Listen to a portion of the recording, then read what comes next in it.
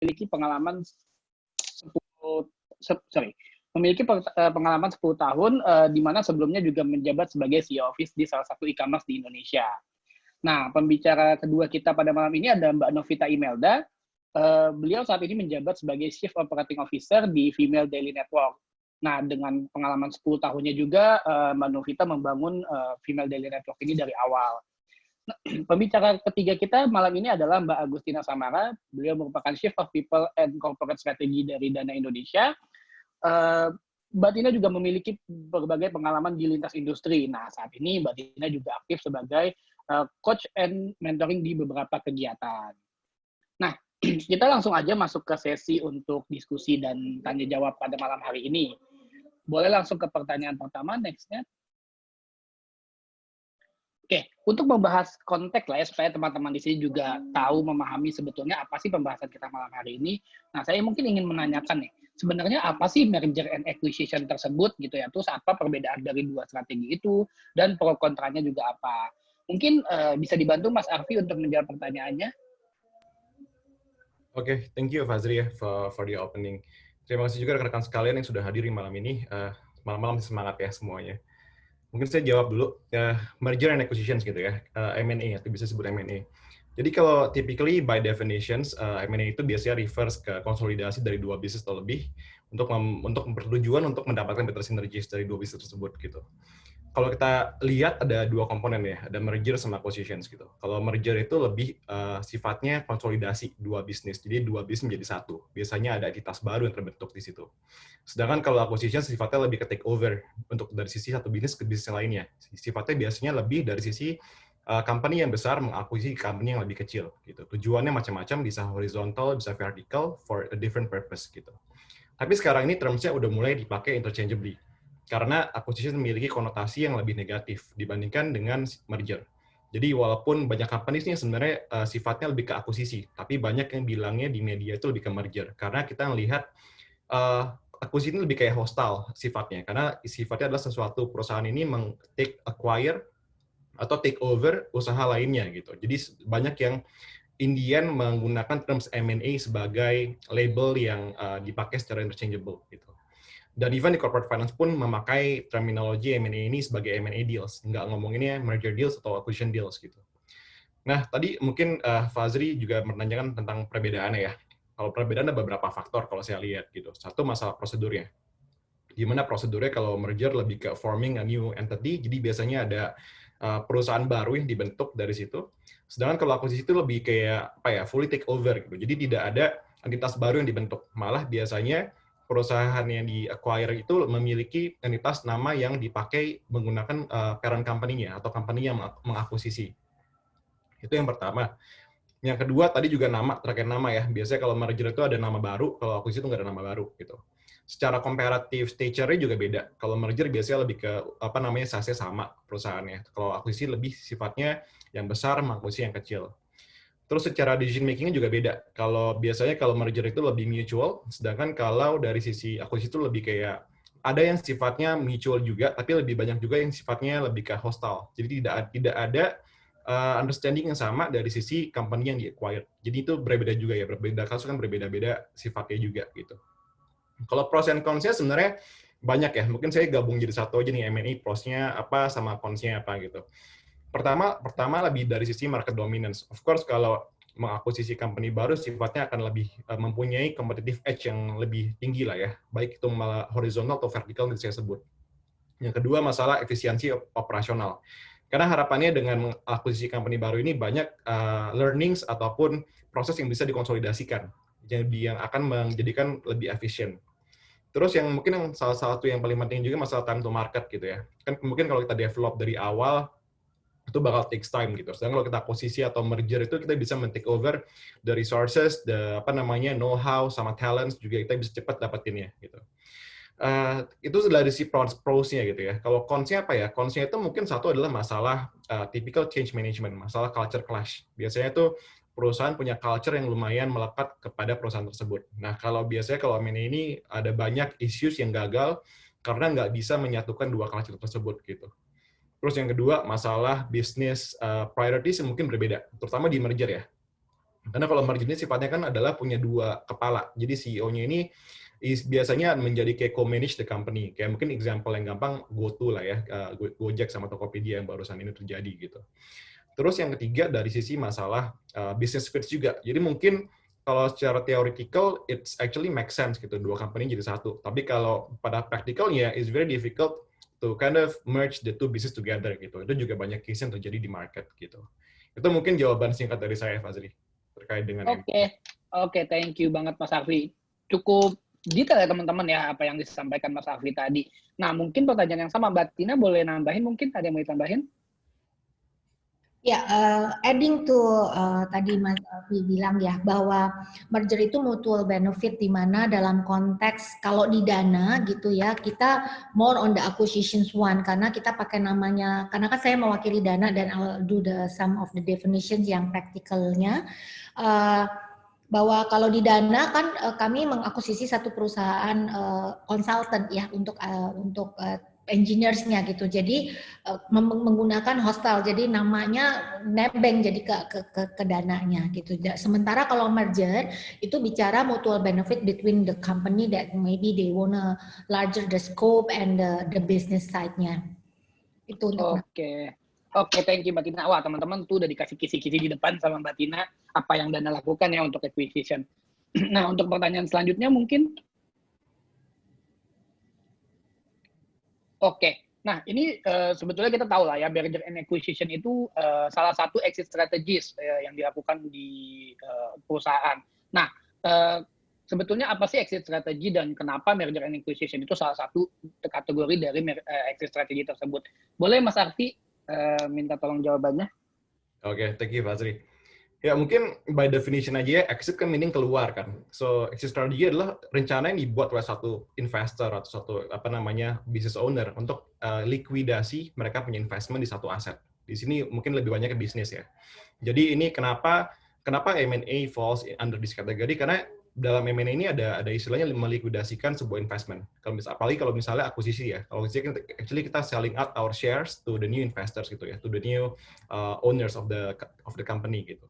Jadi di situ ada likuidasi aset tersebut gitu. Makanya ini salah satu plans untuk exit strategy. Ada juga banyak strategi lainnya, misalnya IPO. Itu juga banyak dilakukan oleh startup yang sekarang kita juga lihat kayak Bukalapak yang barusan yang akan melakukan IPO juga gitu. Dan I think GoTo juga melakukan IPO in the near future juga gitu. So there's a lot of strategy dan I think the quite common itu M&A sih di this emerging startups yang ada sekarang gitu. Oke. Thank you Mas Arfi. Dari jawaban Mas Arfi, Mbak Novita mungkin bisa menambahkan? Kayaknya udah cukup lengkap ya dari Mas Arfi. Tapi ya emang intinya adalah exit strategy ini kan mesti dipikirin oleh founder atau oleh yang punya bisnis apapun itu gitu kan. Nah emang karena ini yang common yang diomongin tuh misalnya startup dan bisnis-bisnis modern biasanya yang memang yang dipakai ini ya M&A karena kan ingin memperbesar company-nya, entity-nya atau ya tadi seperti Mas Arfi bilang untuk bergerak lebih cepat ya memang harus melakukan merger atau diakuisisi. Oke. Thank you Mbak Novita. Nah, kita coba langsung lah ya ke pertanyaan selanjutnya. Tadi kan para speaker sudah info lah ya sebenarnya apa sih M&A, terus apa sih strategi-strategi kenapa M&A itu masuk ke dalam exit strategi itu. Nah, kita sekarang mau menggali nih teman-teman sekalian dari pengalaman ketiga speaker kita. Boleh ya di-share pengalaman dengan merger and acquisition-nya. Boleh dimulai dari Mbak Tina? Oke, hai semua. Ini saya mewakili Dana. Dana itu adalah pembayaran digital payment yang baru berjuang dan juga melakukan financial literacy di Indonesia selama 3 tahun. Nah, Dana itu kan techfin company dan jantungnya daripada teknologi itu adalah engineers developer. Nah, pada saat itu ketika kita mau melaunching satu company begitu, kemudian kita memikirkan nih, berarti harus ada jantungnya kan. Nah, untuk bisa melakukan jantung itu dan artinya we need to have a talent of engineers. Dan untuk bisa punya talent of engineers kita melihat nih strateginya. On that konteks strateginya adalah bukan merger bahwa kita mau ambil satu company yang sudah bangun digital payment-nya, bukan, tetapi kita lebih lihat bahwa kita mau mendevelop yang disebut dengan TechFin company yang the best engineers. That's why we focus on the talent-nya. Kalau kemarin saya ada berbicara sama CEO kami, jadi istilah kita bukan M&A, tapi kita istilahnya adalah acquire hire. Jadi hiring acquire-nya gitu. Karena kan pasti tentu saja ujung-ujungnya M&A adalah untuk business point of view ya, untuk keuntungan secara profitnya, kemudian ada business case dan semuanya. Of course we think in term of that one too, tetapi karena kita melihatnya bahwa we starting from zero, tetapi kita nggak mau juga harus mulai dari zero-nya dalam konteks untuk developing the modules and framework and the business, tapi kita nggak mau zero in term of talent, because on the context of Indonesia kita harus pahami selama 10 tahun terakhir itu startup itu growing until beberapa research itu menyebutkan sampai sekitar 500% gitu, artinya banyak sekali startup sementara kemudian pendidikan atau yang disebut dengan universitas-universitas yang mencetak engineer developer itu sedikit sekali. Nah, karena hal tersebut sedikit, jadi talent war-nya terjadi kan. Dan untuk itu kita sudah paham bahwa kita nggak mungkin mencuri developer dari para startup yang lain. That's why kita melirik yang disebut dengan perusahaan yang sudah ada consultancy basis di dalam development tersebut. Dan pada saat itu kita mengakuisisi satu konsultan yang memang sudah cukup mumpuni secara global, karena kan kita pasti mix and match. We have some of the set of the criteria and qualification yang disebut biasanya kalau di M&A itu ada step yang disebut dengan due diligence. Jadi due diligence kita more focus in term of course urusan duit ya, tetapi di luar itu adalah kualitas of engineers, because we do the acquisition in term of the talent itself. Dan ketika kita melakukan due diligence bahwa satu perusahaan yang kita akuisisi ini mereka udah punya world class quality, karena mereka juga mendeveloping sampai ke luar negeri gitu ya. Silicon Valley punya requirement aja ataupun punya needs itu dilakukan outsource-nya oleh satu company ini. That's why kemudian kita ambil tuh semua developernya. Jadi istilahnya 80 orang udah kita ambil akuisisi karyawannya, kontraknya semuanya, jadi nama PT Dana. Dan itu story-nya in term of M&A-nya spesifik ke Dana, karena kan pasti ceritanya akan berbeda-beda. Dan most likely M&A kita itu kan banyak juga kalau di perusahaan yang lain, seperti tadi juga sudah Mas Arfi katakan contoh, misalkan Goto dan apa dan sebagainya, itu kan pasti untuk memperbesar scalability-nya ya. So that's the story would be different, but in Dana karena kita TechFin dan kita melihat bahwa prioritas kita developer, engineers gitu. Karena kita nggak mungkin meng-hire satu engineer, karena saya juga dari HR gitu ya, meng-hire satu engineer tuh we need almost searching the talent to almost 1 to 2 months gitu. Dan please bear with me gitu, sekarang dengan startup yang growing up to 500%, sementara kesiapan talent di dunia engineer segitu sangat sedikit gitu, makanya talent war-nya tinggi. That's why we focus on acquiring the consultant basis. That's the story of the acquiring talents-nya ya. Oke, menarik banget ya rekan-rekan di sini ya, bahwa Dana acquiring untuk lebih ke talent-nya, bahkan banyak hal lain yang dikesampingkan juga, tapi memang fokus di talent. Nah, kita coba dengerin cerita yang lain kali ya dari Mbak Novita Imelda. Boleh di-share pengalamannya Mbak mungkin? Oke, halo semuanya, saya Novita dari Vimadeli. Buat yang belum tahu, Vimadeli adalah beauty platform. Nah, di Vimadeli sendiri unik, kita pernah mengalami dengan meng-acquire satu company dan kemudian kitanya di-acquire. Aku cerita yang pertama dulu, waktu kita meng-acquire itu tahun 2016, jadi Vimadeli itu kan diawali tadinya media dan forum. Nah, tapi kita fokusnya di beauty waktu itu. Nah, sebenarnya waktu itu kita tahu bahwa kita harus bergerak menuju ke bisnis modelnya itu adalah review. Nah, untuk review ini kita butuh app. Tapi waktu itu Vimadeli timnya itu 95% perempuan. Orang tech kita tuh dikit banget, hampir semua produk kita tuh waktu itu outsource. Nah, ini pun sebenarnya plan awalnya kita mau outsource untuk bikin app-nya Vimadeli, app review ini. Tapi kemudian setelah ketemu dengan beberapa company, malah terjadi kita mengakuisisi satu tech company untuk membuatkan app kita gitu. Jadi kita ya sebenarnya kayak acqui-hire juga, rada mirip ya tadi sama Dana. Kita juga meng-hire waktu itu ada sekitar 16 orang yang akhirnya langsung masuk jadi timnya Female Daily dan bikin apps itu jadi jauh lebih cepat karena langsung under Female Daily, dan kedepannya juga jadi lebih enak karena kita punya tim tech yang cukup lengkap. Itu 2016, dan di 2019 Female Daily sendiri di-acquire oleh Big Group yang udah punya banyak business unit dari mulai media, retail, F&B, finance, bank, entertainment, dan masih banyak lagi bisnis unitnya mereka. Saat itu memang ada kebutuhan dari kedua belah pihak yang match gitu. Jadi Female Daily sendiri udah diawali dengan konten, community, dan close loop-nya kita adalah commerce. Artinya kita mesti masuk ke retail. Nah, kebetulan Big Group ini dia retailnya udah sangat besar, tapi mereka kurang kuat di beauty. Nah, kebetulan match, akhirnya karena mereka yang lebih besar, jadi mereka yang meng-acquire Female Daily. Ceritanya kayak gitu kalau untuk Female Daily. Oke, wah menarik nih teman-teman, udah banyak dapat 2 pengalaman yang berbeda ya. Dari why-nya, dari kapannya, itu juga udah berbeda antara Dana dengan Female Daily. Nah, mungkin terakhir untuk pertanyaan ini, Mas Arfi boleh di-share experience-nya ya soal mergers and acquisition ini. Oke, mungkin sedikit berbeda ya sama Mbak Agustina sama Mbak Novita ceritanya di Mekari. Jadi Mekari itu mungkin kita yang belum tahu, Mekari itu adalah SaaS company, software as a service. Kita udah ada dari tahun 2015 ya. Jadi mungkin sebelum Mekari itu namanya Slicker awal-awalnya. Jadi Slicker ini providing solusinya itu HR sama accounting. Jadi ada Slicker HR, ada Slicker accounting. So kita lebih ini ya, lebih M&A ini sifatnya lebih competitor based. Jadi misalnya sebelumnya tuh Slicker sama Talenta itu competitors. Kita akhirnya acquire Talenta at that time gitu. Setelah itu nggak lama kita juga actually merger sama Jurnal gitu. Jurnal kan juga competitor Slicker accounting. So kita at that time I think looking more towards expanding our market share sama lebih kayak apa ya, expanding our capabilities juga in a way gitu. Karena dulu pun even though competing ya, capabilities-nya Slicker sama Talenta juga sedikit berbeda. Secara apa namanya, secara complexity, secara UI UX. So each ada pros and cons-nya masing-masing gitu ya. Jadi so we thought it actually make sense kalau kita actually bisa jadi satu gitu.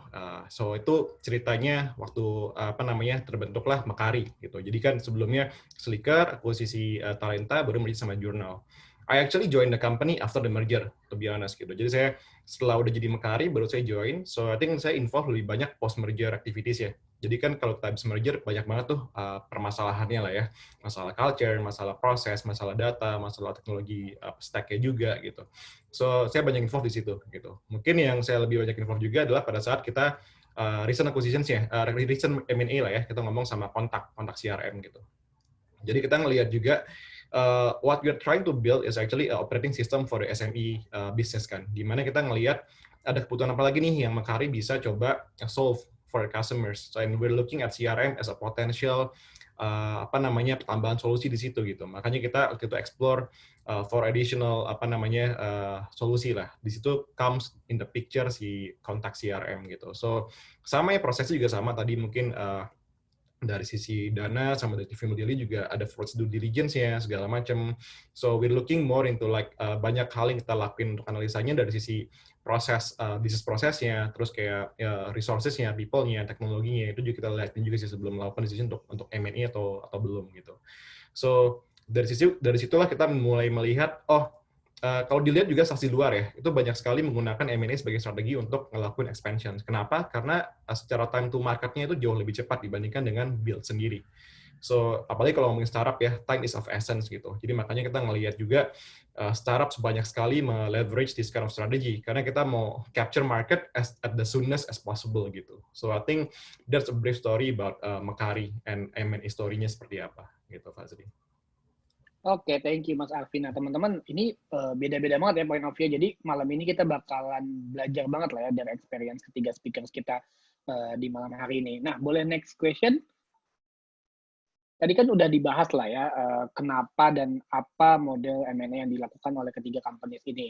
Nah, sekarang tuh kita kadang-kadang bertanya juga sih, sebenarnya apa yang menyebabkan M&A harus dilakukan dan kapan? Yang penting itu kapan M&A itu menjadi keputusan penting untuk tadi ya shareholder atau stakeholder. Nah, ada nggak sih waktu yang paling tepat untuk melakukan exit strategis ini? Boleh dari Mbak Novita Imelda? Oke, kalau dari Female Daily sih sebenarnya jawabannya right time itu pada saat kita ada needs dan needs-nya tuh match. Baik dengan yang kita acquire, baik pada saat Female Daily juga di-acquire. Jadi waktu kita meng-acquire tech company itu karena kita ada kebutuhan needs untuk punya tech team kan yang bisa membantu kita bikin apps. Nah, pada saat itu sebenarnya juga company itu waktu itu kayak lagi lumayan kekurangan project dan kayak si foundernya udah mulai goyah, jadi makanya mereka mau kita hire gitu. Jadi udah daripada nanti tiba-tiba bubar company-nya, akhirnya mereka mau kita hire. Nah, kemudian pada saat Female Daily di-acquire, itu juga karena ada kebutuhan di mana Female Daily perlu udah waktunya masuk ke retail. Tadi seperti Mas Arfi bilang, time to market-nya supaya lebih cepat ya kita mesti gabung dengan sesuatu gitu. Which is kita gabung dengan big group yang emang udah sangat strong di retail. Nah, kemudian kebetulan si big group-nya ini juga punya kebutuhan bahwa retail gue udah kuat nih, tapi yang kurang itu adalah dari sisi beauty, yang padahal beauty itu sekarang bisnisnya lagi grow, bahkan dari lagi saat pandemi kayak gini pun bisnisnya masih grow gitu si beauty ini dibandingkan dengan bisnis-bisnis yang lain. Jadi karena ada kebutuhan need yang sama, makanya terjadilah. Jadi spesifik right time-nya itu tuh sebenarnya nggak ditentukan oleh time, tapi oleh needs dari Female Daily sendiri. Begitu Mas Wasri.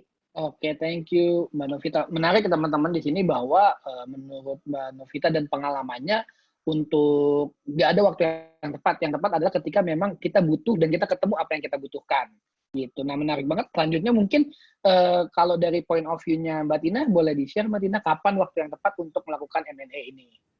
Ya, kapan waktu yang tepat sih? Secara logik common sense-nya adalah tentu saja ada dua hal menurut saya, yaitu internal dan external faktor harus dilihat gitu ya.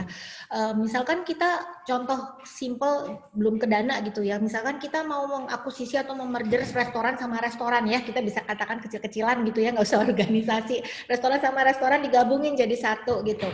Kan what is the right time ya, tentu saja kita lihat dua, internal sama eksternal.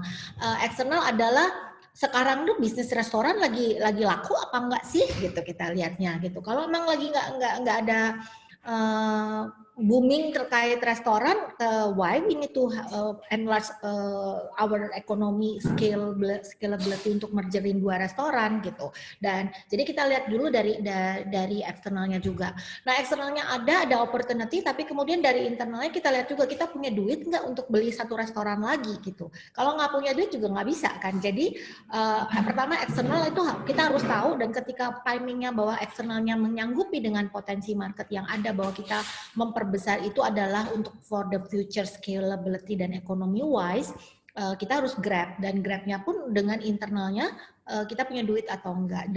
Jadi kan dua-dua ini harus matching gitu, internal dan eksternal. Ada kemauan, ada tenaga, tapi nggak ada duit juga nggak bisa kan. Jadi itu mesti matching ya. Nah, internalnya tuh lebih banyak lagi PR-nya sebenarnya ya, dari segi kita siap enggak untuk uang dari budget maupun tenaga. Artinya organisasi dari owner to owner atau manajemen to manajemen ready or not.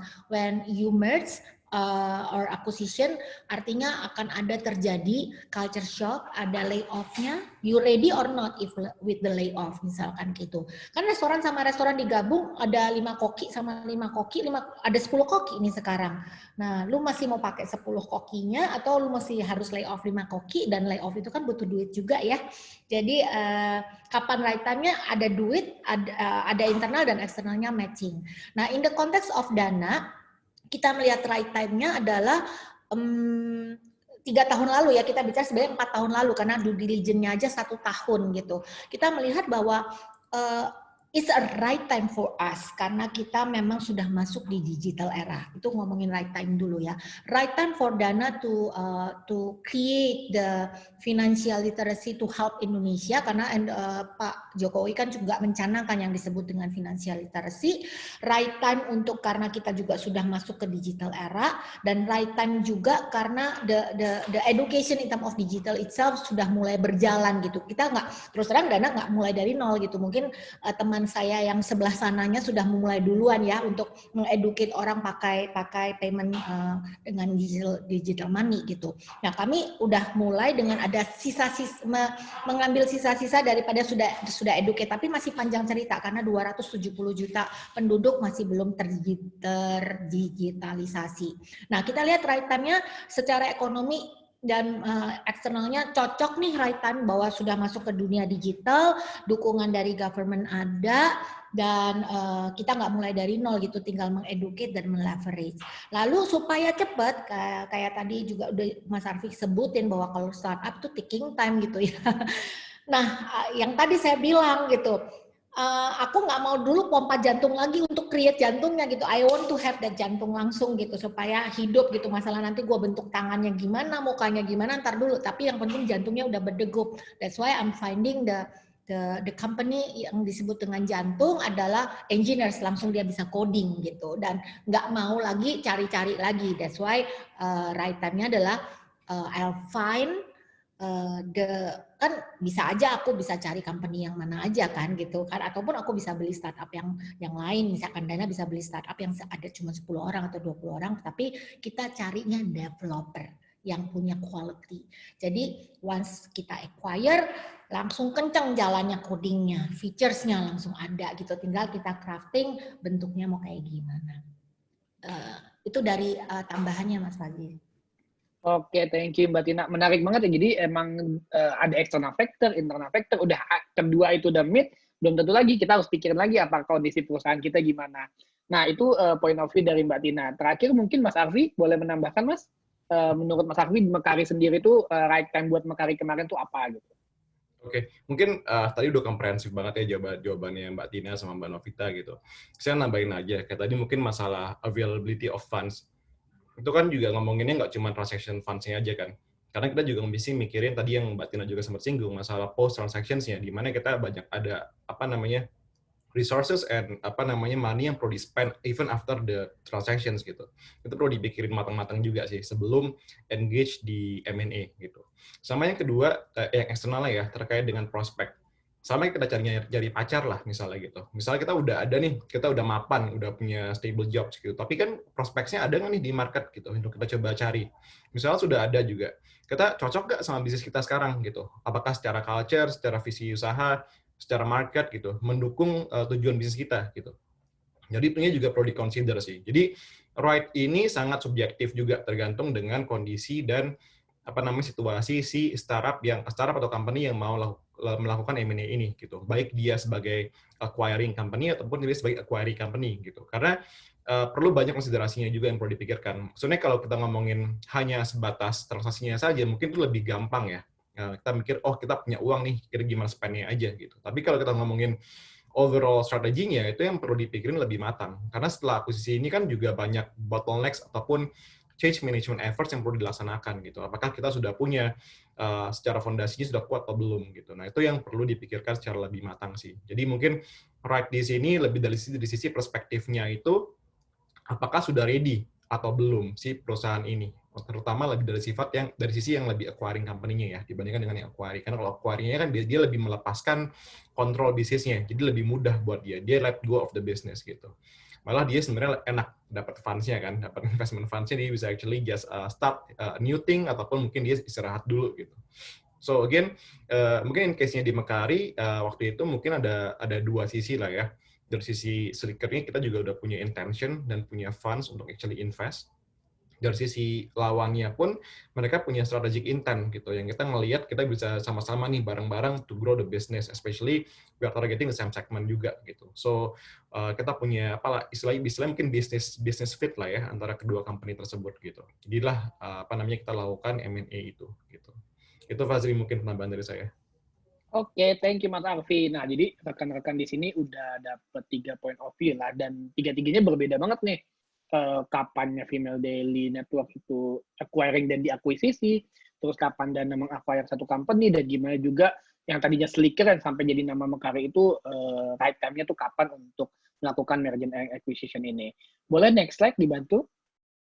Nah, Selanjutnya itu yang harus kita bicarakan adalah sebenarnya apa sih, tadi kan Mas Arfi, Mbak Novita, Mbak Tina udah info ya ke kami semua bahwa ada beberapa faktor untuk melakukan M&A itu sendiri dan reason-nya itu apa. Nah, sebetulnya apa sih main factor, dan mungkin bisa ditambahkan juga main reason lah ya dari pengalaman masing-masing, dari Mas Arfi di Mekari, Mbak Tina, dan Mbak Novita, apa main factor untuk merger and acquisition, dan gimana peran masing-masing dari Mbak Novita, Mbak Agustina, dan Mas Arfi dalam proses M&A tersebut. Boleh, Mbak Novita? Main factors-nya kayaknya tadi saya udah jelaskan bahwa adanya matching needs kan. Dan kebetulan cara terbaik ya memang dengan M&A ini. Makanya kemudian kenapa dilakukan merger and acquisition. Terus kalau peran aku sendiri waktu terjadi akuisisi ini di Female Daily, karena aku sebagai COO, aku ikut dengan semua prosesnya sih, pada dasarnya ikut semua prosesnya dari mulai diskusi dengan yang akan di-acquire dengan yang akan meng-acquire Female Daily, lalu dealing juga dengan, kebetulan Female Daily nggak punya orang legal, jadi kita mesti dealing juga dengan law firms, terus semua sih dari mulai calculating the shares and everything, terus kayak do's and don't, responsibility, kalau habis merger apa yang akan terjadi, apa yang itu semua saya terlibat full sih di situ.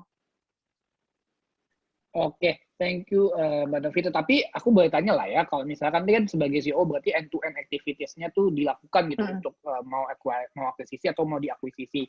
Nah, boleh di-share nggak Mbak ke teman-teman semua di sini, sebagai CEO itu apa sih most anticipated things ketika perusahaan kita mau mengakuisisi atau akan diakuisisi gitu? Poin-poin penting apa yang harus diperhatikan? Sebagai COO ya Mbak ya? Sebagai COO ya. Poin-poin apa yang harus diperhatikan adalah sebenarnya lebih banyak juga post M&A-nya yang mesti diperhatiin gitu loh. Apa yang akan terjadi setelah ada M&A ini. Dan itu tuh kita mesti tahu detail gitu. Bahkan kalau misalnya kemudian M&A ini akan dijual, bahkan sejauh itu gitu akan dijual, setelah terjadi M&A, apa yang akan terjadi? Itu tuh semua kayak if-nya itu tuh memang udah dipikirin dan ada pasal-pasalnya juga. Atau misalnya setelah terjadi M&A, ada salah satu misalnya mengundurkan diri, atau kayak bad leave, atau good leave, itu juga semua yang paling scary sih sebenarnya mikirin, karena kan kalau yang pre-M&A kan kita jalanin terus nih, sambil dijalanin kayaknya kita akan tahu dengan sendirinya gitu. Tapi kalau yang post M&A kan itu mengantisipasi hal-hal yang sebenarnya kita juga belum tahu apakah akan terjadi atau nggak akan terjadi gitu. Nah, jadi hal-hal itu sih yang paling ini. Dan biasanya itu mau nggak mau memang bekerja erat dengan law firm. Oke, berarti kalau dari sisi COO itu lebih ke post M&A-nya, di mana memikirkan apa yang akan terjadi ke depannya gitu. Thank you, Mbak Novita. Nah, selanjutnya untuk menjawab pertanyaan ini, teman-teman, kita coba minta Mas Arfi untuk menjawab pertanyaan berikut. Oke.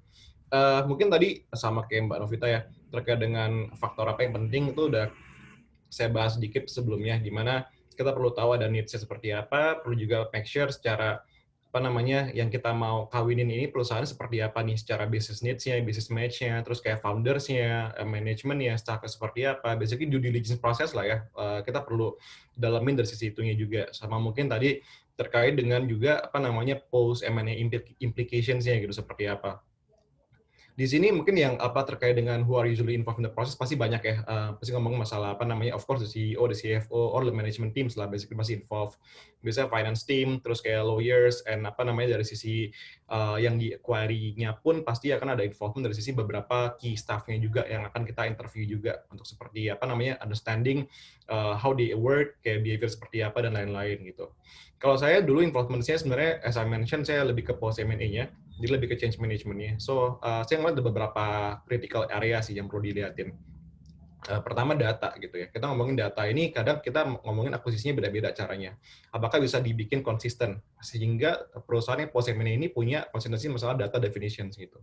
Kedua masalah proses gitu. Proses pun kan macam-macam ya. Kita ngelihatnya dari sisi masalah sales, masalah commercial, back office, itu juga banyak yang harus di alignment gitu secara prosesnya. Terus yang ketiga masalah people.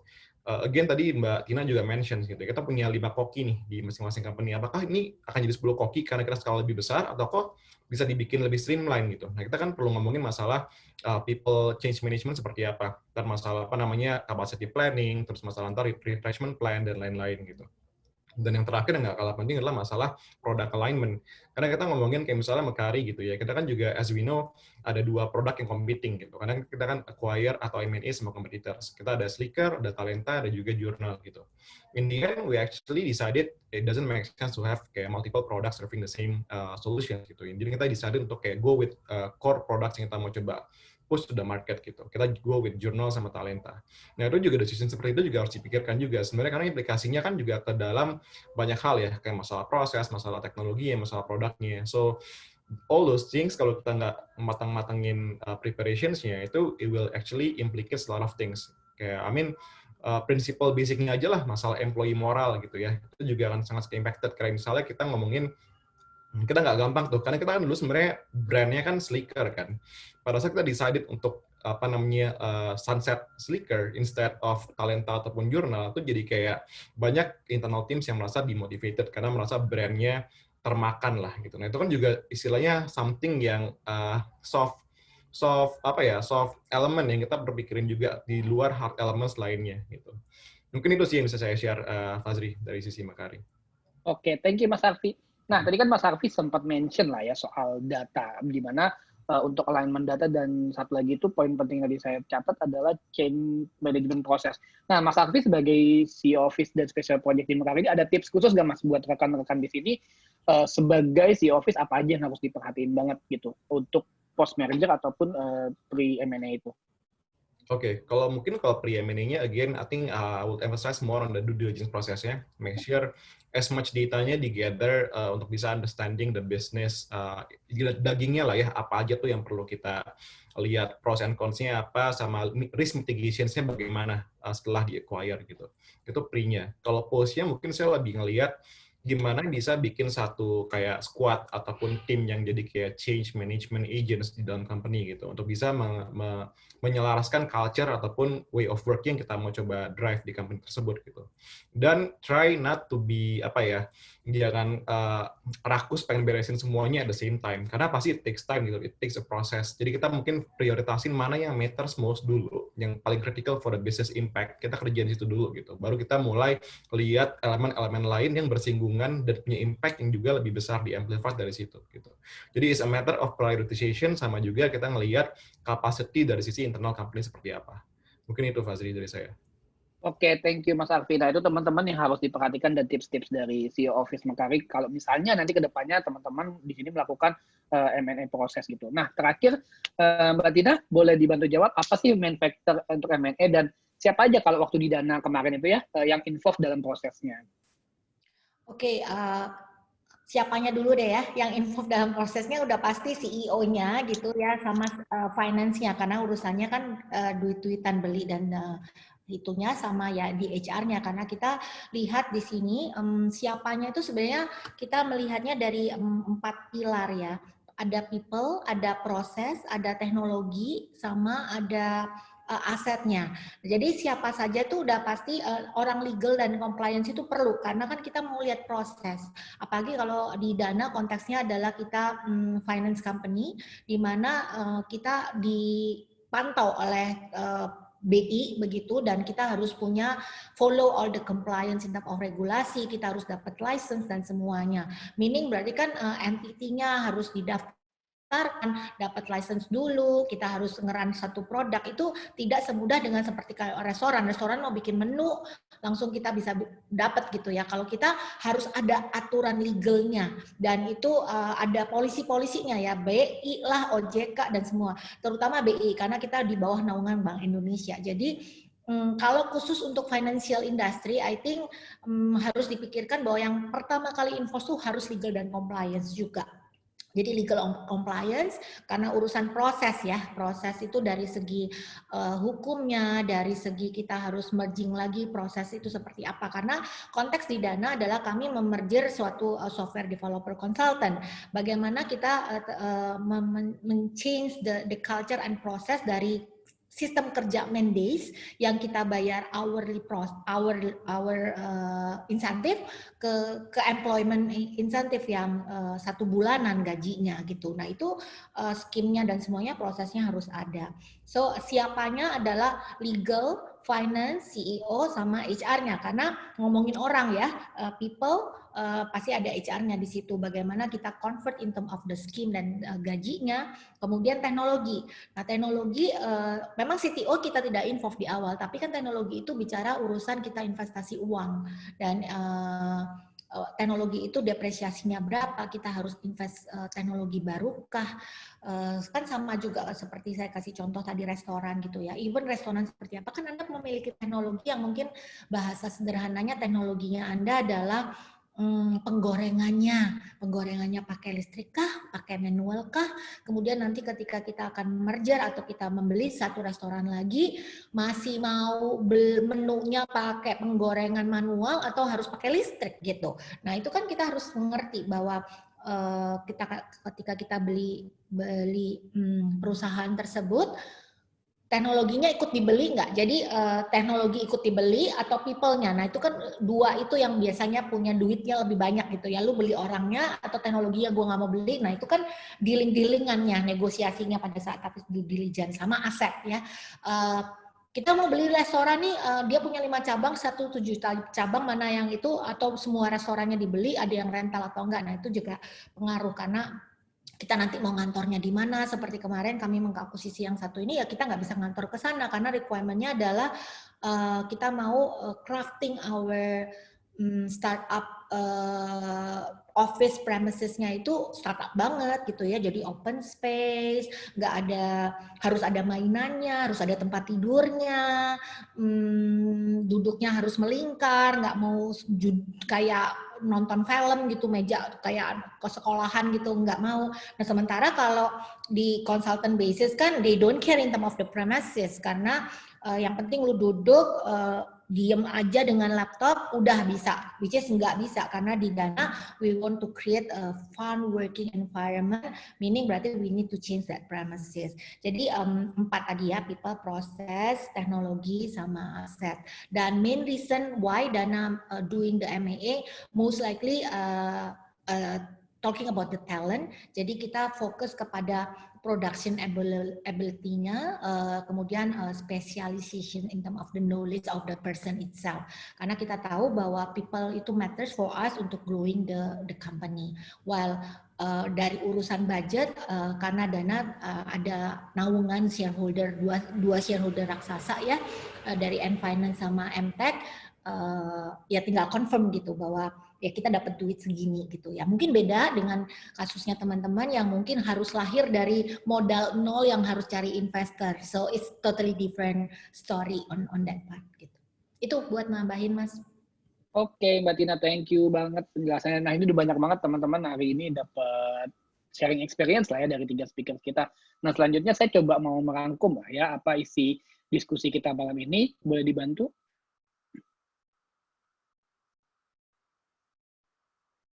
Nah, session summary malam ini itu kita tadi udah bahas merger and acquisition, di mana merger itu merupakan consolidation dari entitas baru yang biasanya tercipta dari hasil merger tersebut dan sesuai dengan kesepakatan yang ada antara kedua belah pihak gitu, mau yang merger satu dengan pihak yang lainnya.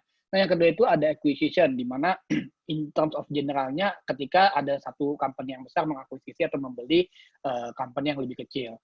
Nah, perbedaan utamanya itu adalah yang pertama dari pengambilan keputusannya ya, nanti akan siapa yang ngambil, akan si level susunannya bagaimana, lalu strukturnya yang tadi Mas Arfi sudah singgung, top manajemennya akan yang dari pihak mana, itu yang harus didiskusikan juga.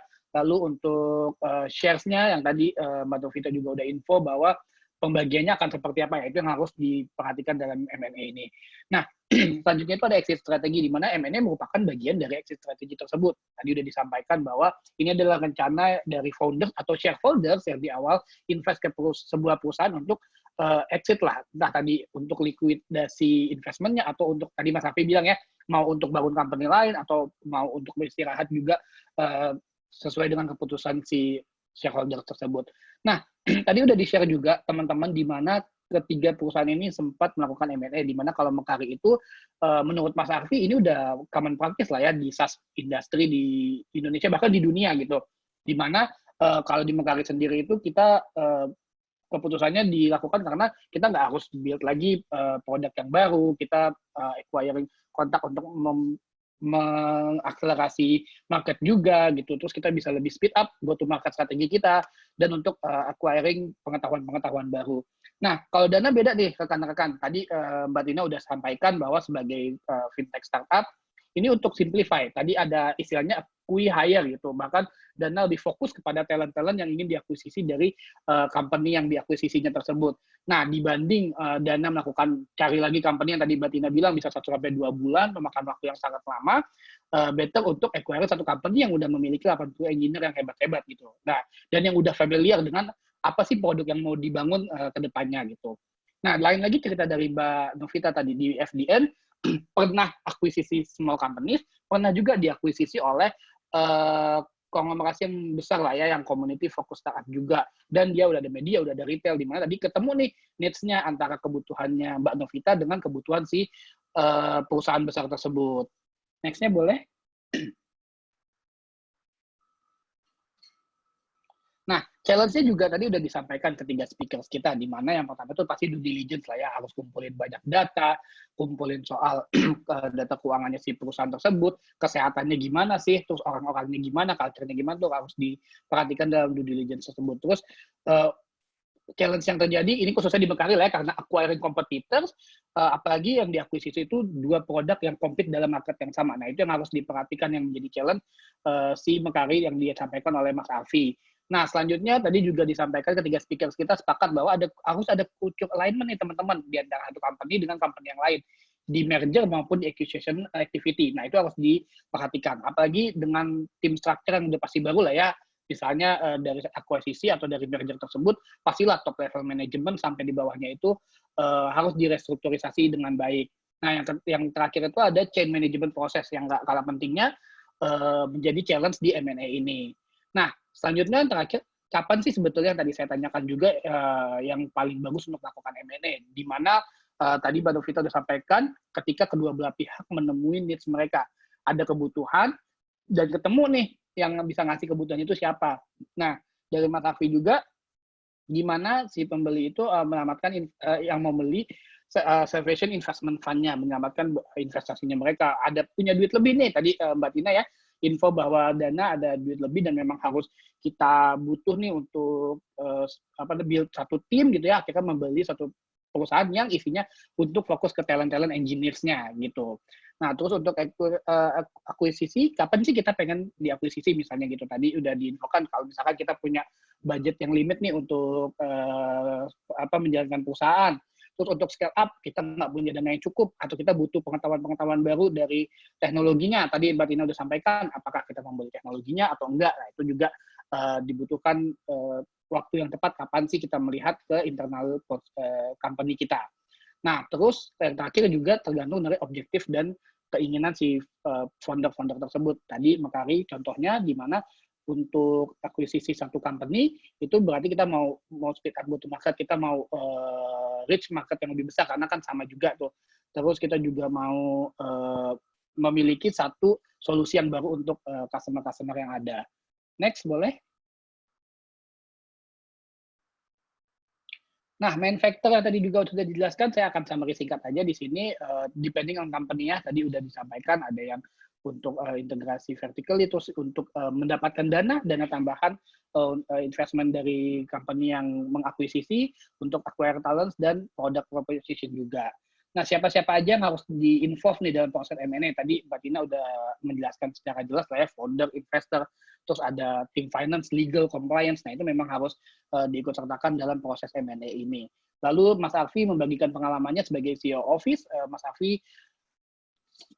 mengikuti proses pre and post M&A, dealing sama internal culture-nya, karena kan culture selalu berubah ya, apalagi ada perusahaan baru gitu. Terus proses due diligence-nya, terus menyelaraskan matrix-matrix yang ada di company, dan assessment-assessment yang dibutuhkan. Nah, dari Mbak Novita sendiri tadi sudah sampaikan, beliau ikut menghitung perhitungan sahamnya akan gimana. Terus yang paling banyak itu adalah berkoordinasi dengan law firm untuk menyelesaikan perjanjian-perjanjian apa aja yang harus disepakati. Nah, terakhir dari Mbak Tina, dari bagian HR and Corporate Strategy, yang paling penting itu adalah charge of change management strateginya harus dipikirkan, lalu agreement yang tadi sudah disampaikan, yang paling penting juga adalah legal and compliance, culture and engagement, dan leadership issue-nya yang nantinya akan terjadi ketika M&A itu dilakukan. Nah, selanjutnya kita akan coba membuka sesi Q&A. Nah, ini udah ada beberapa pertanyaan masuk. Mungkin saya akan coba bacain, nanti akan dijawab oleh para pembicara ini ya. Yang pertama, untuk Mas Arfi, mungkin Mas Arfi ada pertanyaan, apakah Mekaari akan akuisisi startup lagi di masa yang akan datang untuk leverage the business? Boleh dijawab, Mas Arfi? Ya, itu mungkin balik ke tadi ya, point right time yang tadi kita bahas ya. Kalau kita ngerasa ada potensi bisnis untuk di-acquire yang sifatnya lebih complementing to our solution sekarang ya. Kita lebih pengen expand our solution proposition sebenarnya. Jadi kayak di sini kita acquire CRM software kontak kan ya. Jadi mungkin yang lain kalau di in the future kita ngeliat ada opportunity di ekosistem within our solutions yang mungkin cocok sama kita nggak kemungkinan sih untuk acquire additional startups atau solusi lainnya. Jadi it's open on the table, tapi depending on whether it matches our business needs sama visi kita ke depannya gitu. Oke, thank you Mas Arfi. Nah, selanjutnya nih dari anonymous attendees. Jadi dia nggak mau kasih namanya. Saya akan coba baca pertanyaannya. Yang pertama adalah, ketika 2 atau lebih perusahaan melakukan M&A, apakah culture perusahaan yang meng-acquire dipastikan akan menjadi fundamental culture yang ditetapkan ke depannya? Nah, ini bahas culture, mungkin Mbak Tina boleh dibantu jawab, Mbak? Oke. Ketika 2 atau lebih perusahaan melakukan M&A, apakah culture perusahaan yang meng-acquire dipastikan akan menjadi? Enggak. Jadi bisa iya dan bisa tidak. Jadi kita harus bisa melihatnya adalah bukan masalah perusahaan mana yang lebih besar dan mana perusahaan yang lebih kecil atau mana yang punya uangnya lebih banyak atau tidak. Karena kalau kita bicara culture, meaning you see the people, behavior-nya, dan kemudian leading the process, karena proses itu biasanya driving the culture. Dan culture itu sendiri ngomongin leadership, jadi CEO mana yang akan diambil dari perusahaan itu kan bisa aja kejadian ya. Misalkan saya ambil contoh tadi aja ya supaya lebih simpel gitu. Misalkan 2 restoran atau 3 restoran digabungin jadi 1 gitu kan, ada 3 owner nih. Kemudian siapa yang mau dipilih jadi CEO yang akan mendrive perusahaan itu day to day-nya. Nah, itu yang kita akan lihat dia punya strong untuk driving the culture atau enggak. Jadi sudah lalu kita juga akan melihat kalau di konteks kami ada justru kita acquiring perusahaan developer ini, tapi ada beberapa culture dia yang bagus yang kita ambil.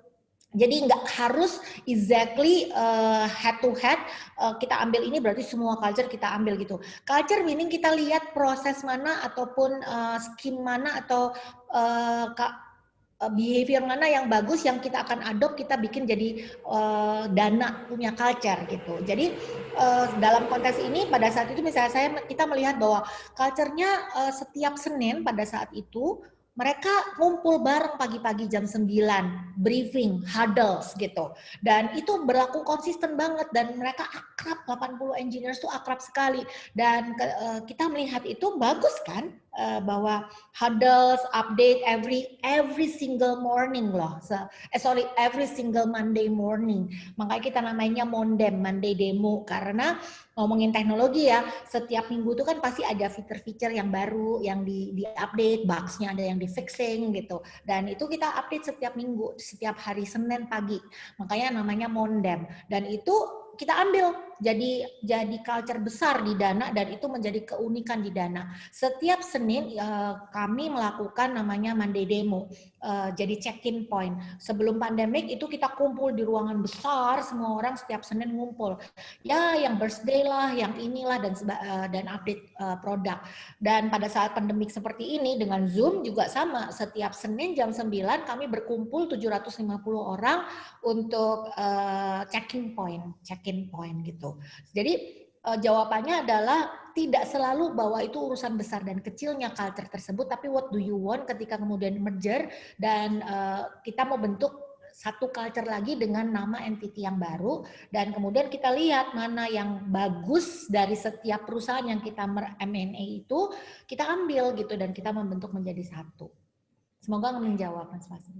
Oke, thank you Mbak Tina. Semoga menjawab ya buat rekan yang bertanya itu. Jadi memang poin pentingnya adalah yang bagusnya kita bisa ambil dan yang kurang baiknya yang nggak bisa kita tinggalkan gitu. Nah, pertanyaan selanjutnya di sini sebentar. Oke, based on pengalaman yang sudah dijalani, adakah saran bagi founders yang perusahaannya sedang dalam proses acquisition oleh bigger company? Nah, mungkin Mbak Novita nih cocok dengan experience-nya. Boleh di-share, Mbak? Oke. Satu, mungkin kan yang mesti diperhatikan ada dua hal ya. Satu untuk si perusahaannya, kedua untuk kamu sebagai foundernya. Nah, untuk perusahaannya kan dari awal kita udah mesti deal ya. Kayak kenapa kita mau merger, kenapa kita mau akuisisi, biasanya tuh harusnya udah sama visinya untuk si company ini. Misalnya ke depannya akan jadi A, B, C, D, E. Biasanya untuk si perusahaannya nggak akan terlalu mengkhawatirkan. Ya tergantung sih, pas di awal, pas mau diakuisisi itu tuh tujuannya apa gitu kan. Ada yang misalnya kayak kasusnya di Mekari kan bisa aja kemudian disatukan jadi entity baru, diakuisisi, apakah kemudian jadi department atau company ini dibesarkan gitu. Itu yang mesti dipikirin, company ini akan jadi apa pada saat setelah terjadi akuisisi dari sisi company. Kalau dari sisi foundernya, yang mesti diperhatikan adalah tentu shares. Nah, yang namanya akuisisi, biasanya yang mengakuisisi ini akan punya shares yang dominan, akan lebih besar daripada si foundernya yang tadi. Biasa kan founder itu biasa punya 100%, atau kalau berdua 50-50, biasanya cukup besar kan. Nah, begitu diakuisisi, otomatis kan shares-nya itu akan berkurang sangat banyak dan sangat signifikan biasanya. Nah, itu yang mesti diperhatiin adalah dengan shares segitu, kamu tuh pengen punya hak apa sih as a founder gitu loh. Kayak nanti tuh mesti bisa ngapain kalau ada keputusan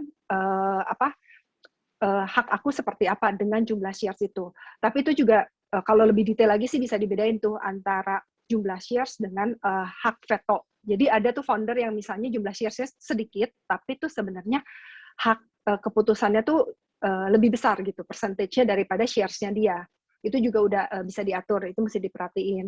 Terus ke depannya lagi, kalau kemudian si company ini udah diakuisisi, apa yang akan terjadi dengan si foundernya? Apakah dia tetap akan nge-lead di situ? Dia akan jadi apa? Kalau misalnya ada founder yang memang founder nggak aktif ya, inaktif. Jadi dalam arti cuma punya shares, tapi ada founder yang kebetulan kalau di Female Daily, aku dan partnerku, dua-duanya memang kita ada posisi di Female Daily ini. Nah, itu juga yang mesti diperhatikan adalah sesudah ini kita akan jadi apa? Apakah kita tetap jadi CEO atau COO? Kalau terjadi pergantiannya akan seperti apa? Nah, atau kedepannya lagi, kalau kemudian ini company sudah bertambah besar dan kita butuh another investment atau kemudian malah dijual, apa yang akan terjadi dengan shares kita?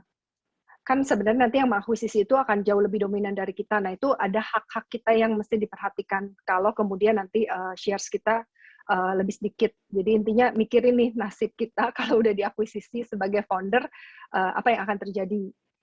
Apakah akan tetap punya suara di company ini? Apakah kalau nanti mau dijual punya suara juga untuk menentukan mau nggak nih dijual gitu? Dijual dengan harga berapa? Seperti itu sih yang mesti diperhatiin as a founder.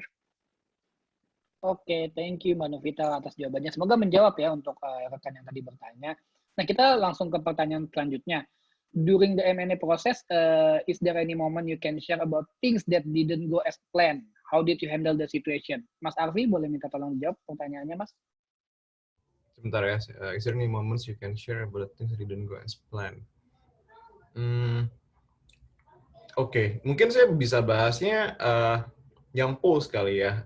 Kalau yang pre-nya saya rasa so far sih saya belum nemu ya kalau yang pre-nya. Mungkin kalau yang post-nya itu mungkin dari sisi masalah culture atau bukan culture lah, produk lah mungkin saya bisa bahas. Mungkin kayak dulu kita punya mindset adalah pada saat kita merger sebagai Mekari, kita bisa serving multiple products even though same solution tapi different market. Jadi kita itu dulu merasa Slicker itu bisa serving smaller startups karena lebih simple secara UI UX-nya, walaupun nggak kompleks secara functionalities-nya. Dan Talenta bisa serve lebih middle to large companies yang membutuhkan complex solutions, tapi tidak selalu memikirkan secara experience-nya atau UI UX-nya gitu. Karena kita dua-duanya punya pros and cons.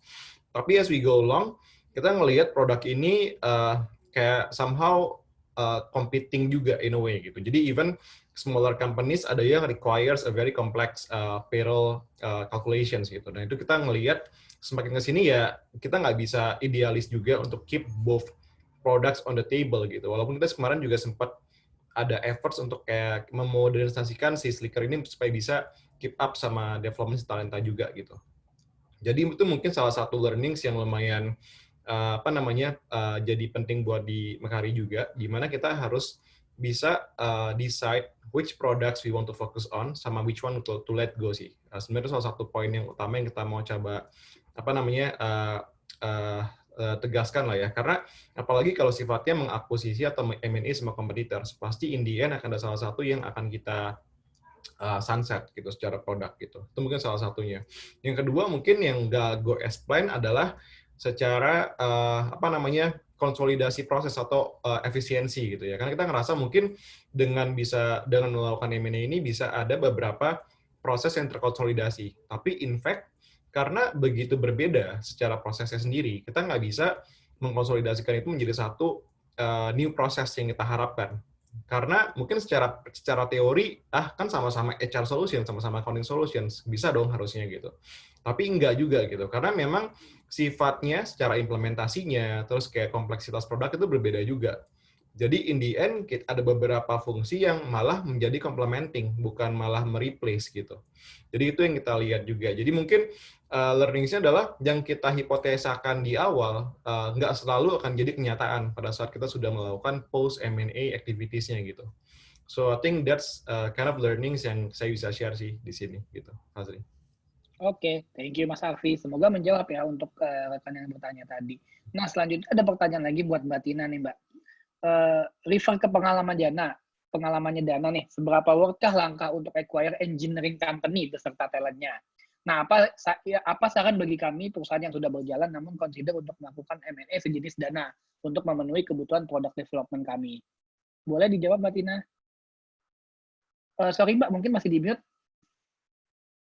Ya, oke. Kalau di Dana sih story-nya happy ending story ya. Maksudnya happy ending story adalah begini. Kami di Dana ketika kita acquire 80 itu dan sampai saat ini itu bertahan hampir 90% of our engineers. I think it's because of the first thing first adalah due diligence yang kita lakukan gitu ya, bahwa kita doing the interview and knows bahwa this development itu punya quality yang memang kita mau gitu. Jadi memang sebelum kita membeli atau bertunangan gitu ya, itu yang harus dipastikan kita beneran cinta sama dia nggak gitu kan, jangan sampai kemudian udah itu mau diceraikan. Jadi for me worth it dengan kondisi Dana ya, dengan Ice House waktu itu kita developernya. Tapi dalam tidak bisa disamakan semuanya. Every size cannot fit in with all the organization. Kalau di Dana sendiri happy ending story. Karena saya lihatnya bukan hanya sekedar pertama kekuatannya di due diligence-nya ya. Kita belinya itu adalah talent yang memang kelas dunia punya gitu. Dan yang kedua kenapa mereka masih bertahan di Dana? Nah ini cerita lain. Berarti kan culture-nya kita shaping the things-nya gitu sampai saat ini mereka sudah anniversary ke tahun ketiga dan tahun keempat begitu. Dan tentu saja ada yang resign dengan plus minus bahwa they have their own justification ya untuk pindah dan sebagainya. Tetapi saya bisa katakan 80% of all the engineers still stay with us up to 3 to 4 years. It's because of the culture itself. Nggak mulus dari awal day one karena yaitu pasti pernak-perniknya banyak luar biasa gitu. Staging of change management communication itu penting di Dana. Saya meng-apply yang disebut dengan CMC, change management communication. Staging kapan kita communicate ke working level, kapan kita pegang leadernya dulu, kapan ini dan sebagainya gitu. Jadi nggak semulus itu, tetapi perlu kecepatan dan agile decision making untuk doing that kind of change management communication. Nah itu HR berperanan sangat penting. Worth it atau enggak? Worth it gitu. Dan kemudian tapi sekali lagi dua ya, pre-nya yaitu due diligence sama post-nya harus dijaga. Kan sama kayak kita kalau mau menikah ya, pacaran semuanya dibeli gitu, ditraktir gitu. Tapi kemudian habis menikah didiemin aja ya nggak mau juga ya. Jadi pre and post-nya penting. Malah beratnya di post-nya kan. Bikin cewek tertarik sama kita kan gampang banget gitu. Asal dikasih apa juga bisa kan. Tapi post-nya bagaimana mempertahankan pernikahan. Cialah susah ya. Saran yang sudah berjalan dana untuk memenuhi you do the due diligence pre-nya, but lu habis mau mengengage orang ini postnya ya untuk mempertahankan pernikahan itu seperti apa, itu sebenarnya yang lebih PR-nya sih postnya. Do you have a budget, do you have attention, do you have energy to make sure when you acquire several talent itu mereka happy with you. Kalau enggak, sekarang itu talent war-nya tinggi sekali loh. Karena saya HR, I can say that one gitu. Talent war itu crazy in the market. They headhunter di mana-mana every day they can poach you. Tinggal sekarang kita mau komitmen, wanna stay atau enggak, itu kan because of the leaders and the culture. Semoga membantu. Thank you Mbak Tina, menarik banget jawabannya sampai dibikin perumpamannya itu tadi. Semoga menjawab ya untuk rekan yang bertanya ini. Nah, selanjutnya mungkin ini mungkin untuk Mbak Novita kali ya. Jadi jika dihadapi dua pilihan antara di-acquire oleh global company dan local conglomerate, adakah saran untuk mempertimbangkannya Mbak? Nah, terus nyambung lagi ya. Nah, plus minusnya apa nih kalau misalkan diakuisisi oleh dua sisi tersebut gitu. Oke, enak banget ya sampai ada yang mau deketin satu local conglomerate, satu lagi global company. Iya. Itu enak banget itu sebenarnya milih-milihnya. Iya benar. Sebenarnya kalau ada dua pilihan, mending yang mana masih balik lagi. Apa yang kita mau untuk company kita ini? Visinya apa? Kita mau ngapain dengan company kita ini? Satu itu. Jadi kan kalau misalnya tujuannya, oh kita mau jadi global, ya mungkin si global company ini bisa dikonsider, meskipun bukan berarti yang local conglomerate nggak akan bisa bantu ya. Jadi mesti balik dulu. Kita maunya apa sih? Tujuan kita bikin company ini apa? End game-nya tuh mau seperti apa? Company ini mau jadi apa? Nah, itu mesti dikonsider dulu untuk memilih antara dua pihak ini.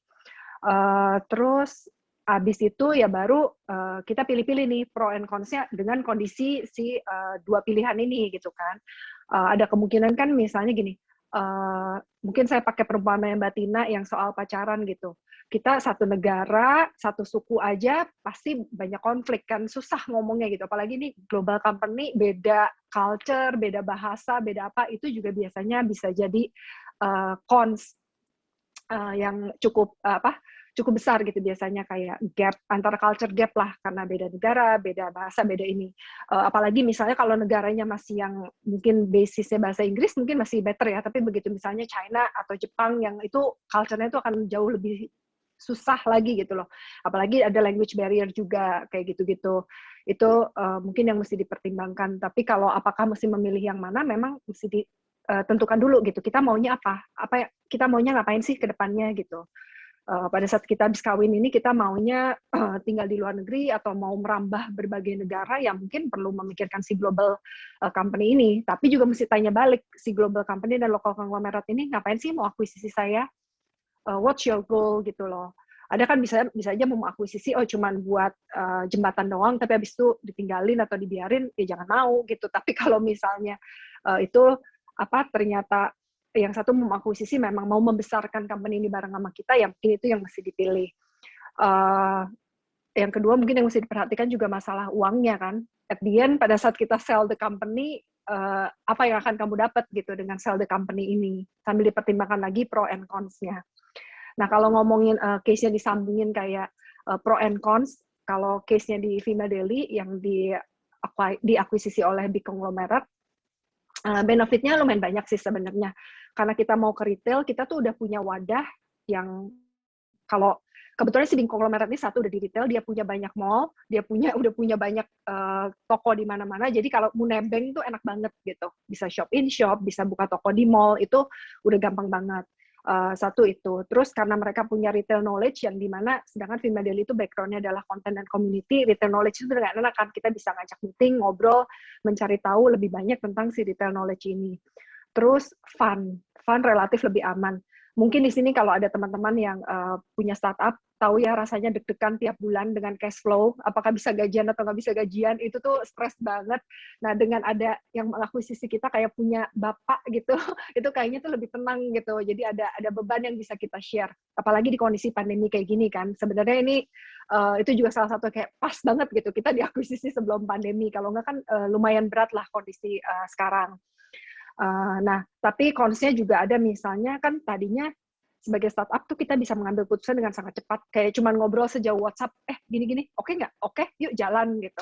Kalau sekarang kan nggak bisa kayak gitu, hampir beberapa keputusan, apalagi yang cukup besar, kita mesti diskusi dan butuh approval dari bapak kita. Terus juga ada culture gap juga, meskipun itu dengan lokal konglomerat, tapi tetap aja kan, karena tadi kita startups dengan mereka traditional company yang cukup besar, jadi kayak sistem approval-nya jauh lebih panjang, terus banyak hal-hal yang mesti kita adapt juga. Dari aku sih gitu, semoga membantu, Fazri. Ya, thank you Mbak Novita. Nah, mungkin ini masuk pertanyaan terakhir lah ya untuk ketiga pembicara kita malam hari ini. Nah, ketika di awal startup diakuisisi atau merger lah ya, itu kan ada KPI dari investor yang harus dipenuhi oleh startup yang maupun pas kita merger lah ya, atau jadi entitas baru itu. Nah, boleh di-share nggak pengalaman KPI tersebut? Apakah tercapai semua atau ada yang menarik dari cerita penentuan KPI ini? Mungkin mulai dari Mas Arfi, boleh Mas? Oke. Mungkin kalau secara KPI exact biasanya ya, kalau startup itu karena kita tahu ya itu agile sekali kan, perubahannya akan konsisten gitu ya. Jadi mungkin nggak ada hard KPI yang di-assign ke kita kalau kita harus achieve berapa gitu. Mungkin tidak ada seperti itu, tapi lebih kayak kita setelah posisi ini kita formulasikan lagi, nge-revise secara target perusahaan, bisa lebih ke top line mungkin ya, secara growth-nya berapa besar segala macam. So it was actually good. Kita malah achieve the KPI in the first year after M&A. Pas Makari pertama kali dibentuk tahun 2019 itu. As we know, mungkin pasti juga tahu ya, kita achieve target in that year gitu. So, gimana kita bisa achieve targetnya? I think we go aggressively dan momentumnya juga pas. Jadi setelah M&A itu kan Makari lumayan banyak gaungin di market ya, especially dengan Makari Conference segala macam. So, secara education ke marketnya juga lebih gampang seperti itu. Jadi, in a way, sales kita lumayan mudah untuk nge-convert leads yang masuk jadi clients juga at that time gitu. Dan kita going lumayan aggressively, sehingga kita bisa drive the target achievement during those times gitu. Itu mungkin KPI awalnya.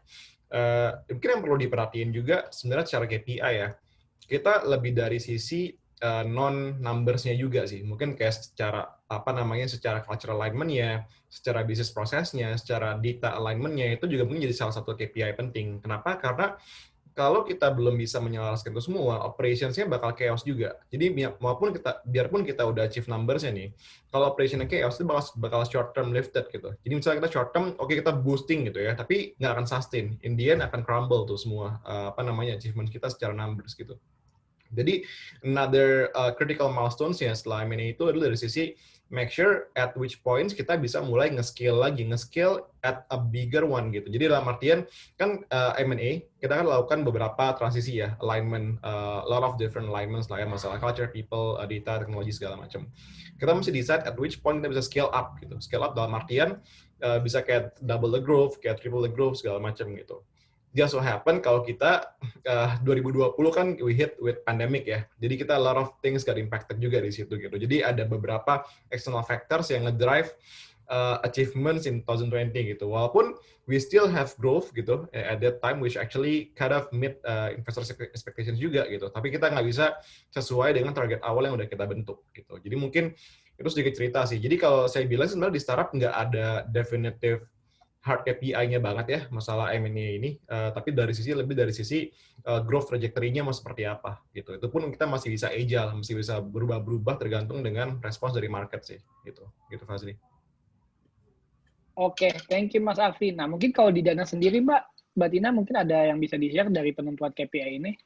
Ya, Kalau di Dana karena konteks startup-nya adalah we already have the two big shareholders, jadi kan pasti ada budget yang sudah dimasukkan dan kita agreed bahwa 1 tahun ini kita akan spending this money dan ada fixed KPI yang kita harus deliver, like kita harus running total downloadernya ada berapa, total user registrasinya ada berapa, kemudian kita harus bisa bikin program yang gimana supaya orang bisa pakai Dana gitu ya untuk bertransaksi. Jadi ada certain numbers yang kita udah agree together. But again, because we are startup dan kita believe on trial and error to find the really model in this market, cari blue ocean strateginya. Jadi kita masih punya room of negotiations ketika kita nggak meet, kemudian kita review per semester ya, bahwa oke, ini run rate-nya kurang dan sebagainya, oh ini kita spending too much di sini dan sebagainya. Jadi as long as we have a right justification, itu bisa ditolerir gitu. Jadi KPI-nya of course tetap ada yang di set, tetapi apakah ada yang kurang, ada yang tidak terpenuhi, ada, dan itu tinggal kita justify aja. Jadi kontaknya tersebut di situ, dan kita masih pakai bukan fixed KPI lah, tapi ada KPI-nya yang sekarang dulu 1 tahun, kemudian dengan adanya pandemik kita kan nggak tahu ya, kemarin PSBB, kemudian sekarang PPKM, gitu imbasnya lumayan dari offline transaction, tapi kami growing banget dari online transaction kan, karena teman-teman kan pasti belinya online semua kan, nggak mau pakai cash juga, pegang takut gitu. Jadi momentumnya naik dari online transaction-nya. Begitu. Oke, thank you Mbak Tina. Nah, kalau dari Mbak Novita sendiri, ada yang bisa di-share Mbak dari penentuan KPI dan cerita di balik itu? Ya, kalau KPI udah pasti ditentukan sama-sama, dan bahkan kalau Female Daily sih kita menentukan KPI sendiri, kemudian kita tanya nih dengan KPI kayak gini kurang atau lebih dan segala macam. Sama sih case-nya dengan Dana dan Mekari juga, karena pandemi ya tentu ada beberapa KPI achieve, ada beberapa KPI tidak achieve, tapi mostly karena external factor. Jadi KPI Female Daily yang paling besar itu adalah satu big event, offline event, yang sekarang kan sama sekali nggak boleh, bahkan kecil aja nggak boleh, boro-boro big event kan. Female Daily dulu kalau bikin event kan sekali attendance-nya tuh bisa 20.000 orang gitu kan yang harus hadir di event itu. Jadi itu satu, itu udah KPI-nya udah dimatiin aja, ditutup dulu gitu, nunggu sampai keputusan pemerintah boleh atau keadaan aman lah. Terus yang kedua juga ada KPI di mana tadi kita akan buka retail store. Nah ini juga mesti dipending karena kan sekarang kondisinya justru beresiko tinggi ya kalau kita buka offline store. Nah tapi meskipun ini tidak achieve, tapi yang medianya tetap achieve, kita bikin KPI baru yang dirundingkan lagi gitu dengan yang cocok dengan kondisi sekarang gitu. Lebih kayak gitu aja sih sebenarnya. Oke, thank you Mbak Novita. Nah ini, masih ada 5 menit lah ya, aku boleh ada pertanyaan terakhir nih dari salah satu penanya. Untuk ketiga speaker sekali ya, boleh nggak dikasih contoh seperti apa sih bentuk M&A yang sukses, mau di Indonesia boleh atau di global juga boleh ya, dan contoh M&A yang terbaik yang bisa dijadikan reference. Mungkin Mbak Tina dulu boleh dibantu Mbak? Wah, saya takut tuh jawabnya karena saya belum pernah research tuh ya. Contoh dari global sih, global saya nggak berani jawab ya karena saya belum pernah, nggak mau juga asal ngomong gitu. Mungkin kalau yang dari lokal sih yang terbaru aja ya kita bisa melihat ya. Saya harus sebut merek ya, tapi kita bisa belajar dari GoTo juga gitu. Apakah itu paling sukses? We don't know karena the first time kan kita cuma baru lihat pre sama at eventnya. Postnya kita belum tahu karena mereka baru 2-3 bulan. Tapi when I say bahwa itu cukup happening adalah karena dua raksasa ini menjadi satu dan itu bisa saya lihat itu bisa membantu perekonomian Indonesia gitu on that context ya. Dan kalau di luar itu sih M&A itu menjadi satu hal yang common banget kok di dalam perusahaan di Indonesia. Mungkin kalau kita cari-cari itu semuanya pasti ada beli-belinya gitu. When I recall waktu saya kerja di bank ya waktu itu Barclay membeli satu bank kecil namanya Bank Akita gitu. Dan itu dibeli urusan suksesnya iya karena kan bank itu sekali lagi bicara license gitu, dan untuk supaya dapetin license bank Indonesia itu kan nggak segampang itu, jadi dia harus mengakuisisi bank kecil supaya license-nya dapet. Seperti itu sih Mas.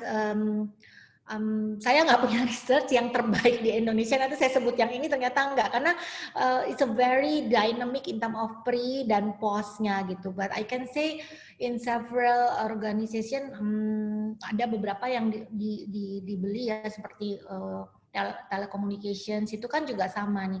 Yang saya baru dengar kan yang Indosat juga ada ininya.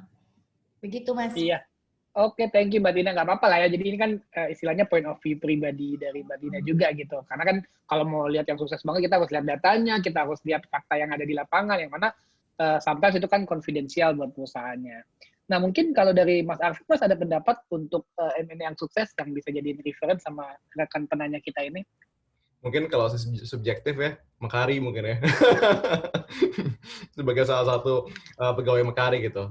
Ya, I mean Indonesia banyak lah ya case-case yang M&A, especially kayak di large corporate juga yang udah berhasil. Mungkin saya nggak sebut nama lah. Tapi menurut saya juga di Mekari ini lumayan unik karena as a startup yang kecil kita berhasil successfully conducted a few M&As dan so far masih smooth lah ya secara operations ya. Tapi kalau secara global ini subjective opinion ya. Kalau menurut saya yang lumayan itu adalah Marvel, yang di Disney, Pixar sama Marvel sih posisinya. Menurut saya itu lumayan very successful. Kenapa? Karena mereka bisa leverage masing-masing strengths-nya. Dari sisi Disney-nya secara konten, Pixar secara teknologi sama animations-nya, Marvel secara fanbase-nya yang luas gitu. Jadi they each have understanding of different strengths yang mereka mau bawa dan bisa dikombinasikan jadi satu solusi ke market yang benar-benar bisa diterima gitu. Jadi I think it's a very difficult things to do, especially when you combine a very large company together gitu kan. Kalau ngomongin Disney sama Marvel kan it's actually two big companies kan gitu. So I think that's yang saya lihat ya personally itu yang lumayan successful. Kalau dari sisi SaaS industry saya ngelihatnya mungkin yang baru-baru ini kejadian pada saat Salesforce akuisisi Slack. Karena dua-duanya itu merupakan big SaaS company juga gitu, dan saya actually waiting to see what's the outcome from that M&A exercise gitu, karena pasti akan banyak cross ecosystem leverage dari sisi akuisisi tersebut gitu. Jadi mungkin those are a few things yang few M&A case studies yang mungkin saya bisa share sih, Fazri. Oke, thank you Mas Arfi. Nah, sesuai ya sama ekspektasi saya, pasti Mekari bagus untuk jadi contoh M&A-nya. Nah, terakhir boleh Mbak Novita di-share menurut Mbak Novita secara subjektif mana M&A yang jadi reference untuk teman-teman di sini gitu. Tadi pas pertanyaannya keluar, yang langsung pertama kali ada di otak saya tuh sama. Sebenarnya Disney waktu mengakuisisi Marvel, Pixar, Fox gitu kan. Karena kebetulan emang baru aja selesai baca bukunya Bob Iger, The Ride of a Lifetime. Itu tuh diceritain cukup detail bagaimana mereka mengakuisisi company-company dan bagaimana alotnya dia harus dealing dengan founder-founder company ini yang juga udah gede dan founder-foundernya founder genius gitu kan gitu. Jadi menarik itu satu.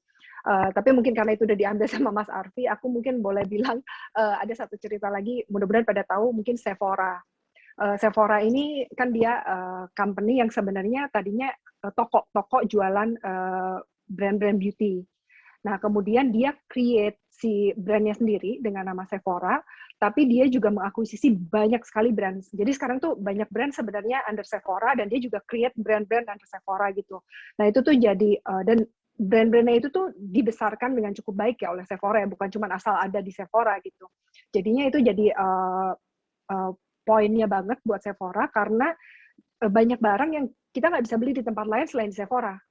Gitu. Jadi dia memang mengakuisisi banyak brand-brand kecil, dia besarkan, dan kemudian ya jadi cukup dominan gitu di beauty sih. Kalau di beauty industry itu sih salah satu cerita sukses M&A, yaitu Sephora. Oke, thank you Mbak Novita. Nah, kita udah sampai pertanyaan terakhir teman-teman semua. Jadi sekali lagi saya mengucapkan terima kasih buat teman-teman yang sudah datang dan hadir menyaksikan Mekari Talks Deep Dive ini. Terima kasih juga kepada 3 speakers kita, Mbak Agustina, Mbak Novita, Mas Arfi. Thank you so much sudah meluangkan waktunya. Nah, terakhir untuk teman-teman di sini boleh langsung follow Instagram @live@mekari and LinkedIn Mekari untuk melihat event-event selanjutnya yang akan datang, dan tentunya sayang untuk dilewatkan. Terima kasih untuk hari ini teman-teman sekalian semuanya. Selamat malam dan assalamualaikum warahmatullahi wabarakatuh. Thank you semuanya.